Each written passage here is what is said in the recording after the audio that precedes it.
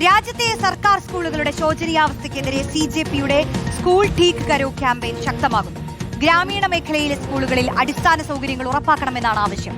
CJP നേതാക്കൾ രാജ്യത്തെ സർക്കാർ സ്കൂളുകൾ നേരിട്ട് സന്ദർശിച്ച് പ്രശ്നങ്ങൾ സമൂഹ മാധ്യമങ്ങളിലൂടെ അധികാരികളുടെ ശ്രദ്ധയിൽപ്പെടുത്തും. ഉത്തർപ്രദേശിലെ സംഭലിൽ സ്കൂൾ കെട്ടിടം തകർന്ന് വിദ്യാർത്ഥി മരിച്ചത് ദേശീയ തലത്തിൽ ചർച്ചയാക്കാനും CJPക്ക് നീക്കമുണ്ട്. ആദിൽ പാലോട് ചേരുന്നു. ആദിൽ, സമരത്തിന്റെ വലിയ വിജയത്തിന് ശേഷം CJP ഏറ്റെടുക്കുന്ന വലിയൊരു ദൗത്യം തന്നെയാണ് ഇത്. അതവർ ഏത് തലത്തിലാണ് ആലോചിക്കുന്നത് എന്നുള്ളത് ഇപ്പോൾ ബോധ്യപ്പെടുകയാണ്. എങ്ങനെയാണ് ഈ ക്യാമ്പയിൻ അവർ മുന്നോട്ട് കൊണ്ടുപോകാൻ ഉദ്ദേശിക്കുന്നത്? അവർക്ക് കിട്ടുന്ന പിന്തുണ എത്രത്തോളമാണ്?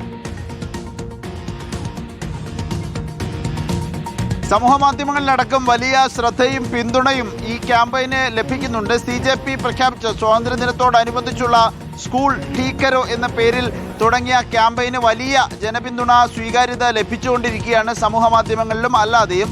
കഴിഞ്ഞ ദിവസം സ്വാതന്ത്ര്യദിനാഘോഷ ചടങ്ങിനിടെ പലയിടത്തും ദുരവസ്ഥ നേരിട്ട വാർത്തകൾ സമൂഹ മാധ്യമത്തിലൂടെ CJP പങ്കുവയ്ക്കുന്ന സ്ഥിതിയുണ്ടായി.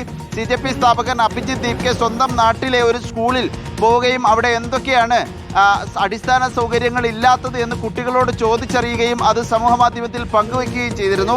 സമാനമായി മറ്റ് ചില സ്കൂളുകളിൽ കൂടി ഗ്രാമീണ സ്കൂളുകളിൽ അതിൻ്റെ ശോചനീയ അവസ്ഥ പുറത്തു കാണിക്കുകയും അത് സോഷ്യൽ ഓഡിറ്റിന് വിധേയമാക്കുകയും ചെയ്യുന്ന ക്യാമ്പയിൻ ശക്തമാകുന്നതാണ് നിലവിൽ കാണുന്ന കാഴ്ച.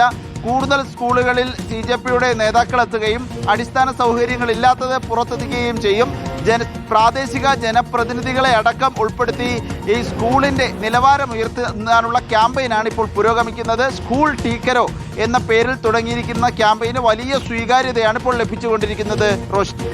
CJPയുടെ പുതിയ ദൗത്യവും മുന്നേറിക്കൊണ്ടിരിക്കുകയാണ്.